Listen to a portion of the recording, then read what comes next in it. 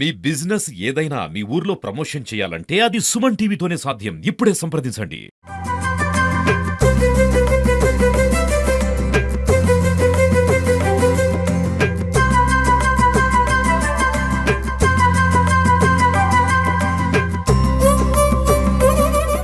Hello నమస్తే, welcome to Suman TV Khammam. నేను మీ విజయశ్రీ. ఈరోజు మనం ఖమ్మంలోని రిక్కా బజార్ ఏరియాలో ఉన్నటువంటి శ్రీ మాతా అంబాభవాని మందిరానికి అయితే వచ్చామండి. సో చూడొచ్చు మనం అమ్మవారి టెంపుల్ అయితే ఇక్కడ 1983లో ఎస్టాబ్లిషన్ అయింది. సో ఈ టెంపుల్కి చాలా మహిమలు ఉన్నాయని, సో భక్తుల నుంచి విశేష ఆదరణ స్పందన అయితే వస్తుంది.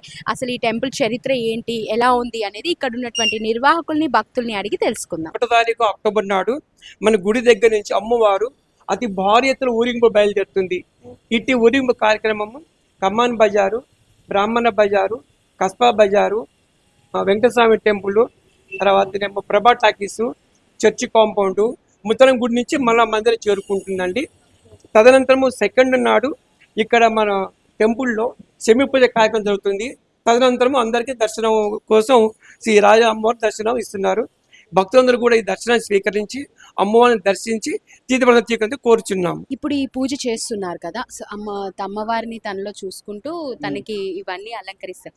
సో దీని వల్ల ఏంటి అంటే ఏదైనా కోరిక, ఎలాంటి ఫలితాలు వస్తాయి దీని వల్ల? ఫలితాలు అంటే మనం ఇప్పుడు దేవి శరన్నవరాత్రి మహోత్సవాలన్నీ కూడా కార్యక్రమాలు చేసుకుంటూ ఉన్నాము.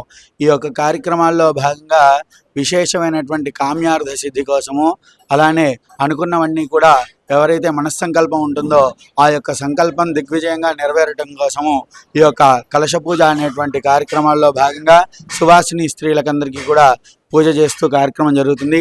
ఈ పూజ చేయడం ద్వారా విశేషమైనటువంటి దీర్ఘ సౌమంగళ్యాభివృద్ధి కలుగుతుంది అని చెప్పేసి తెలియజేస్తున్నాం. బ్రాహ్మణ ముత్తైదు ఉందో తనకి ఈ అలంకరణలన్నీ కూడా తనకి అలంకరిస్తూ, అంటే తనలో ఒక అమ్మవారి స్వరూపంగా భావించి ఒక చిన్న పాపను వచ్చేసి బాల త్రిపుర సుందరిగా, అమ్మవారిని వచ్చేసి సో లక్ష్మీదేవిలా కానీ దుర్గామాతలా కానీ భావించి తనకి ఆ అలంకరణలు అన్నీ చేసి మనకి ఏదైనా ఒక సంకల్పం కానీ ఏదైనా కోరిక కానీ కోరుకొని అమ్మవారు నెరవేరుస్తారు. అండ్ దీర్ఘ సుమంగళి భవ అని అంటారు కదా, సో అలా నిండు నూరేళ్ళు ఆ పసుపు కుంకుమలతో చల్లగా ఉండాలని కోరుకుంటూ అమ్మవారికి అయితే ఇలా పూజ చేస్తూ ఉంటారు.